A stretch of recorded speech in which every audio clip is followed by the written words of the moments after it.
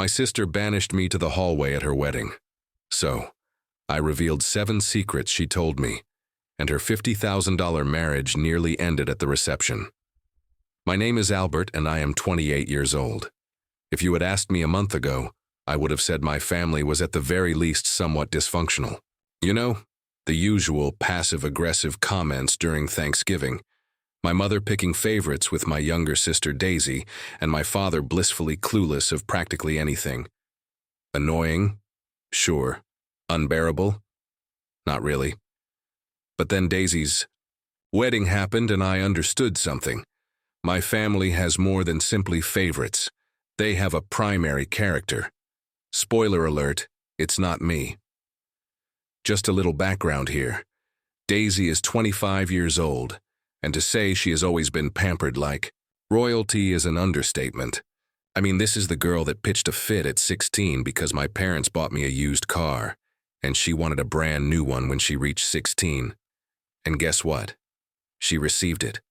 She's the golden child, the princess, the one who can't do anything wrong, even when she is completely wrong. Me? I was the older sibling who had to set a good example, which basically meant doing everything perfectly, but receiving little reward. If I scored a B on a test, my mother would shake her head and say, "Albert, you're capable of more." Meanwhile, if Daisy got a C-, it was time to celebrate with balloons and cake. Anyway, I knew going into Daisy's wedding that I wouldn't be the center of attention. Obviously, it was her wedding, and I was content to simply be a supportive sibling, smile for photos, and get through the day without any unneeded drama. But what I didn't expect and couldn't have predicted was how far they would go to ensure. I knew where I stood in this family. The warning symptoms appeared early on. First, I discovered that I wasn't at the wedding party. Fine, whatever. Not everyone has their siblings as bridesmaids or groomsmen. Then I discovered that Daisy's childhood best friend, a co-worker, and her fiancé's cousin's girlfriend were at the wedding party. Okay, it stung a little, but hey, maybe she simply wanted to keep things fresh. Then came the seating chart. Now, I wasn't expecting to be at the head table. Obviously, that is for the couple and their bridal party, but I believed I'd at least be sat with our family with whom I've shared DNA and holidays for my entire life. Nope. When I got to the venue and took up my place card, I saw something strange. My name was not with my parents, aunts, or cousins. No, my card was not in the seating chart at all. I had to ask someone where I should sit. A wedding planner reviewed the list and then gave me the tightest, most awkward smile I've ever seen. "Oh, Albert, you're right here," she pointed. I glanced, and that is when I noticed it. My seat was not in the vast ballroom where the chandeliers glowed, and the nicely adorned tables filled the room. It was outside the ballroom, as in the corridor near the coat rack. At first, I laughed. I assumed there had to be some error. Like maybe they ran out of chairs and needed to rearrange some stuff. But no, that was my allotted seat. A lonely little table at the entryway, just myself, and the slight odor of mothballs on people's winter coats. I turned to face the wedding planner, still grinning like a fool since my brain couldn't grasp what was going on. "You're kidding, right?" She was visibly uncomfortable. "I'm really sorry, but this is where you've been assigned. Assigned like a prisoner receiving their cell block number." I wasn't even mad yet. I was too busy being perplexed. So, was this a prank? Is there some odd wedding tradition I've never heard of? I needed answers and knew just who to ask. I spotted Daisy in the bridal room basking in the warmth of being the bride, surrounded by her friends and our mother, who was busy admiring her attire. She spotted me coming and gave me the most phony smile in the world. "Oh, hey, you made it," I said, holding up my place card. "Yeah, quick question. Why isn't my seat in the reception hall?" She blinked and giggled. I actually giggled. "Oh, that. Yeah, we had to move a few things around at the last minute." "Uh-huh. And I just so happened to be the one who got moved to the hallway." Daisy shrugged as if it were no great thing. "I mean, yeah, we had to prioritize close family at the main tables." I blinked. I am close family. My mother, who had been pretending not to listen, interrupted with a sugary, sweet voice. Now, Albert, don't make a scene. It's Daisy's special day. I'm not making a scene. I'm asking why I'm literally sitting with the Coates. And then, then Daisy said the words that officially made this the worst wedding I've ever attended. Well, kind of aren't really immediate family anymore. I stared at her, trying to figure out what that even meant. Excuse me? She shrugged again, adjusting her veil as if the conversation was boring her. You moved out years ago. You don't come around that often and like you're not married or anything. It's just different now. I'm not even sure how to express the sensation that sank in my chest at that moment. It wasn't all anger. It was something heavier, something colder. I was no longer part of the immediate family since I had the hoodbah to grow up and live my own life because I was not married. Before I could say anything, another voice interrupted. And that's when I noticed her, Daisy's mother-in-law. I hadn't interacted with her much before that day, but the moment she stepped in, I realized she was the type of person who enjoyed drama, thrived on it, and lived to stir the pot. She smirked as she stared at me. Oh, you're Albert. I was wondering who that seat belonged to. I mustered a stiff smile. Yep, that's me. The sibling who apparently doesn't count. Daisy's mother-in-law giggled and examined me, her expression mockingly sympathetic. Well, you know how weddings are. Only the most important people get the best spots. That's when something clicked. This was not only Daisy's doing. Her new mother-in-law was enjoying it. Suddenly, everything made sense. This was not a seating mistake. This was not a horrible plan. This was deliberate. And when I discovered it, something inside me changed. I wasn't about to sit through this wedding silently, and I wasn't about to leave without making a statement. I took a slow, deep inhale, clenching my fingers around the place card that remained in my grasp. All right, if this is how they want to play it, that's okay. But they overlooked one thing. I grew up with Daisy. I knew her secrets. I knew what she said behind people's backs. And most crucially, I knew she despised her new mother-in-law. Oh, she smiled and pretended to be kind. But behind closed doors, it was a different story. And right now, I had an audience. I turned to Daisy's mother-in-law and put on my best phony, empathetic face. You know, it's funny. Just the other day, Daisy was so worried about seating arrangements. Daisy, who had been staring at her nails with boredom, suddenly straightened. Mill lifted her eyebrow. Oh, I nodded and kept my voice casual. Yeah, she was stressed. Kept saying she really didn't want certain people sitting too close to the head table. I let the words linger before leaning in slightly, as if I were telling Mill a tasty little secret. Something about not wanting her wedding photos ruined by... Oh, what was it, Daisy? I turned to her, tilting my head. Oh, right, by someone's tacky dress. A silence descended over the little group. Mal's sneer faded in an instant. Excuse me. Daisy's face had lost its color. Albert. But I wasn't finished. Oh, and remember how you were so worried about speeches? You were really stressed about what certain people would say. I gave Emile a sharp glance. I believe your exact words were, if she gives a speech, I swear to God I'll lose my mind. She's so embarrassing. She'll probably try to make the whole thing about herself. Daisy's expression clouded. Daisy made a choked moan and reached for my arm. Can I talk to you for a second? I backed aside, seeming to be bewildered. Why? I thought we were having a family conversation. Since I'm not an immediate family member, I figured I'd at least try to get involved somehow. Mill looked at Daisy, her eyes narrowing. Is that true? Daisy let out a hesitant giggle and shook her head. No, of course not. Albert is just, oh, and don't forget the bachelorette party. I gasped and smacked my forehead. Silly me, how could I not mention that? I turned back to ML. You know, the one where Daisy spent half the night complaining about you. Said she was counting down the days until she didn't have to fake nice anymore. Said she was only tolerating you because she didn't want to start her marriage off with drama. That was it. That was the kill shot. Daisy's mouth dropped open. My mother, who had been standing uncomfortably to the side, appeared horrified. My father, who had been entirely unaware up to this point, took a step back as if he wanted to pretend. He wasn't involved. Daisy's companions, the bridesmaids, began murmuring and exchanging wide-eyed glances. Daisy, meanwhile, appeared to be poised to burst into flames.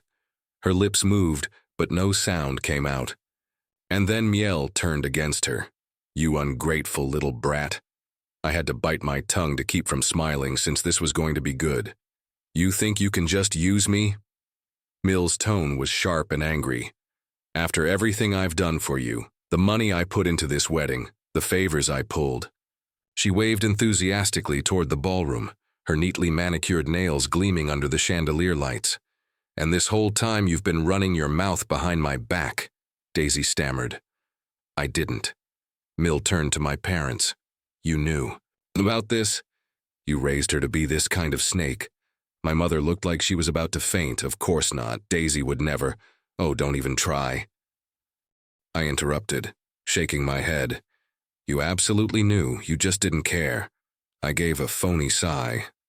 "I mean, you did raise her to think she's the most important person in the world. Kinda makes sense she'd start treating everyone else like garbage." "Huh?" Mom's face contorted in rage. "Albert, stop it!" "Why?" I inquired, crossing my arms. "Because I'm causing a scene." Huh.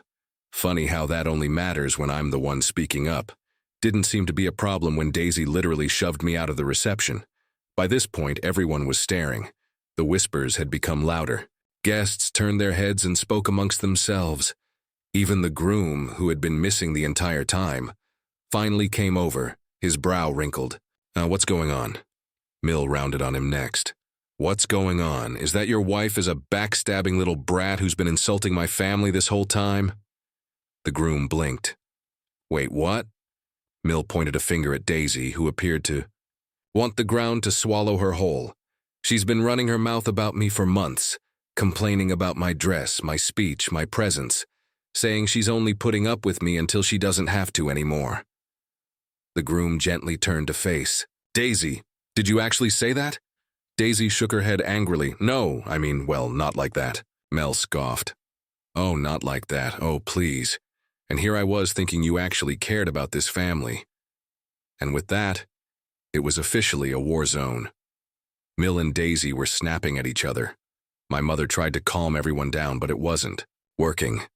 My father appeared miserable, as if he wanted to walk into the water. The groom was still standing there, looking as if he had been smacked in the face with a frying pan.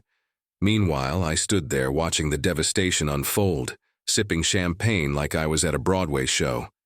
And to be honest, it was lovely, but the finest part, the ultimate cherry on top. I wasn't finished yet. Daisy's voice rose in tone and her hands shook as she turned to face her new husband. "You believe her over me," she exclaimed, waving violently in my direction. Her spouse, to his credit, was still attempting to digest everything. His jaw was clenched, his look alternating between disbelief and humiliation, as people stared openly at them. I don't even know what to say, Daisy," he mumbled, massaging his forehead. Did you say that stuff?" Daisy scoffed. It was taken out of context." I raised an eyebrow. "Out of context? Oh, right. That classic excuse." I put on my best, mocking tone. "Oh no, I was just venting," I exclaimed, inserting air quotes. "Oh no, I didn't mean it that way." My voice went flat. "Give it up, Daisy. You got caught. And let's be honest. If I didn't say anything, you still wouldn't have cared." Mel, furious, turned to my parents. "And you're just okay with this?" Mom's mouth expanded and closed like a fish. She was frantic to say something that would help. "The situation. We don't condone." "Oh, cut it," I replied, waving my hand. "You absolutely knew she felt this way and you still let her pretend to be the perfect daughter-in-law." Clicked my tongue. "Guess it's all about keeping up appearances, huh?" Daisy yelled. "You're ruining my wedding, Albert." I took a dramatic look around. "Oh, I'm ruining it. Sorry. I didn't realize I was the one treating family members like dirt and trash-talking the mother of the groom." I returned my attention to the guests, many of whom were looking with wide eyes. "What do you guys think? Who's really to blame here?" A few people averted their gaze, unwilling to get involved. But one of Daisy's bridesmaids whispered something to the woman next to her, and that woman laughed, which made Daisy even upset. "You think this is funny?" she yelled, whipping at them. The bridesmaid's lips twitched. I mean, kind of. Oh, this was getting better. Daisy's hands tightened into fists, but before she could explode again, I decided to end things because, frankly, I was bored. I let out a big sigh and shook my head. Well, this has been lovely. Really, just a fantastic experience. But I think it's time for me to go. Daisy scoffed and threw up her hands. Fine, go. I grinned. Oh, don't worry, I will. Then I turned to face the gift table, scrutinizing the pile of expensive-looking goods heaped near the front. And there it was, my gift, the one I'd spent weeks choosing, the one that had required actual labor, thought, and most significantly, money. Daisy followed my gaze and her eyes grew large. Albert, no. I walked over, whistling to myself as I picked up the gift from the table. Daisy's jaw fell. Are you seriously taking it back? I gave her a deadpan expression. Why would I leave it? Apparently I'm not real family, right? I gave a phony gasp. Oh my God, what if I accidentally contaminated it with my servant germs? I held my chest tightly. Wouldn't want to taint your precious married life. Daisy's face became a deadly shade. The red, you're such a child. I shrugged and held the package under one arm. Maybe. But at least I'm not a fake, lying, two-faced brat who pretends to be sweet while talking bad about people behind their backs. I turned to face ML, who was still furious. Hey, Mel. Good luck with this one. I give it a year. MIL, actually. Laughed. Daisy shrieked. I turned on my heel and moved for the exit, the tension behind me so thick it could be sliced with a knife. Guests were whispering. The music had ceased entirely. The atmosphere had entirely changed from joyous to full-fledged disaster, and I loved it. As I approached the door, I halted, to glance back at the tumultuous scene behind me. Daisy was still arguing with ML. My parents seemed to want to disappear into the floor. The groom was simply standing there as if he were evaluating his entire life. And me? I gave a small wave, a smug smirk pulling on my lips. Enjoy your perfect wedding, sis.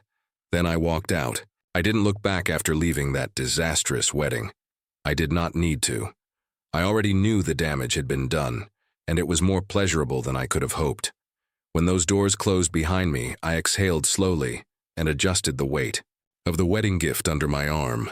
Petty, maybe satisfying. Absolutely. I drove home in solitude, letting the darkness settle around me and repeating every aspect of what had happened. My sister is shrieking. My mother's terrified expression. My father's quiet. MIL is absolutely enraged. It was all gold. But I was aware that the damage was only beginning, and I was correct. The next morning, my phone was filled with calls, texts, and missed voicemails. It was as if my entire family had suddenly realized that I existed. My mother had left 7 voicemails, her tone alternating between frantic pleading and extreme wrath. Albert, what were you thinking? You've humiliated your sister on the biggest day of her life. Call me back now, Albert. Honey, please, we can talk about this. Just come over. Let's work this out. That was the most immature, selfish thing I have ever seen. I hope you're happy. I hope you enjoyed destroying your sister's wedding. Oh, I did, Mother. I honestly, truly did. But what about my sister's messages? Even better. It's over between us. How could you do this? You ruined everything. I can't even look at my wedding photos because of you. You took back your gift. Are you serious? What kind of person does that? I hate you. I really, really hate you. I smiled as I scrolled through them, sipping my coffee. If Daisy thought a few furious texts would make me feel horrible, she didn't know me very well. But what actually drew my attention? My dad sent me a text. Unlike my mother and sister, he did not hurl insults or demand an apology. His texts were short, simple. Call me when you have a moment.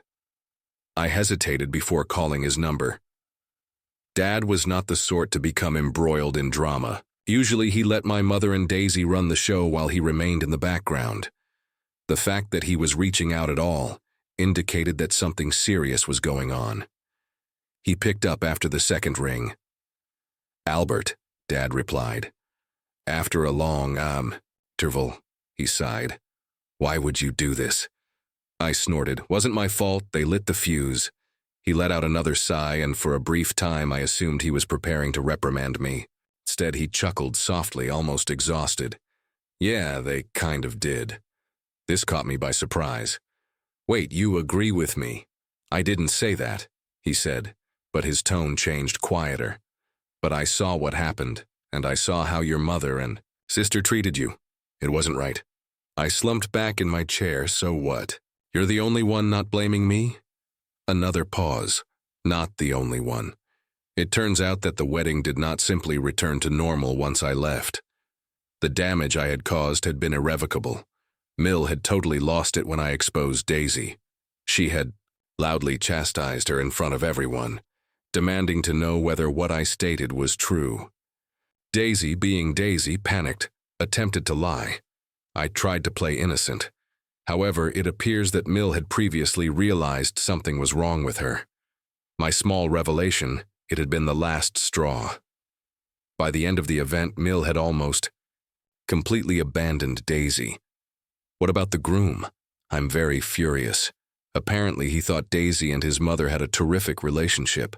He had no idea Daisy had been berating her behind her back, finding out in front of everyone. Yeah, not ideal for a brand new marriage. According to my father, he and Daisy had a big disagreement that night. A big one in the maybe we should rethink this whole marriage category. And what about my parents?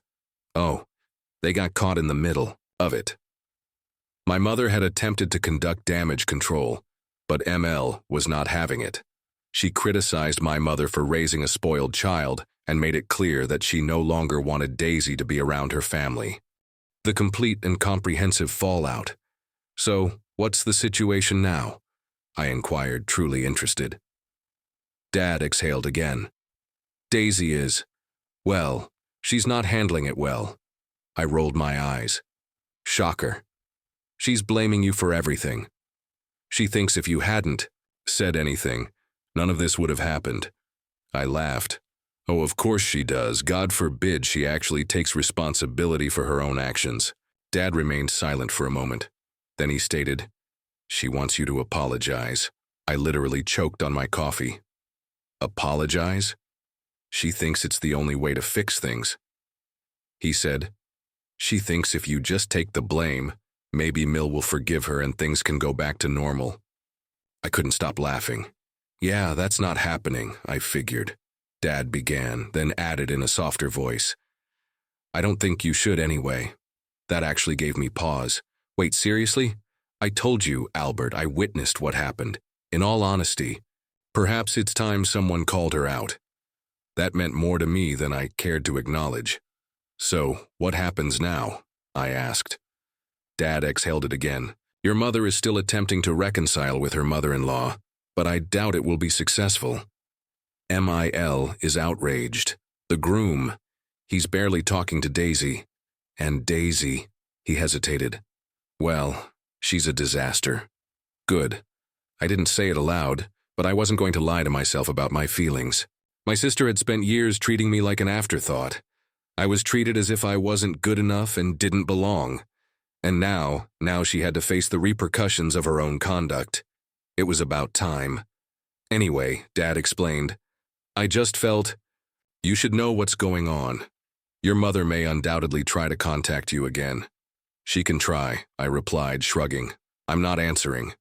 Dad gave a quick laugh. Can't say I blame you. And that was all. It's been a couple weeks after the wedding, and I honestly haven't spoken with my sister since.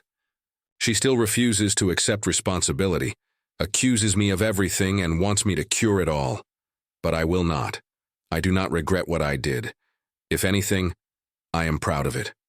What about marriage? Well, let's just say I'm not surprised if it doesn't last. So what do you all think? Was I overly petty? Should I have simply played along, or did my sister get just what she deserved? Let me know. I would need some nice laughs. Thank you for watching. If you haven't subscribed yet, please do so and hit the notification bell to stay updated with more shocking real-life stories happening around you.